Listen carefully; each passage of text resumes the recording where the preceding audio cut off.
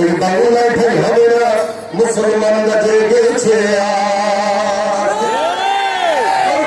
সামনে চলো ভদ্র কণ্ঠে আওয়াজ তুলে সবাই মিলে একই তালে বাংলা স্লোগান নারায়ে তাকবীর, নারায়ে তাকবীর।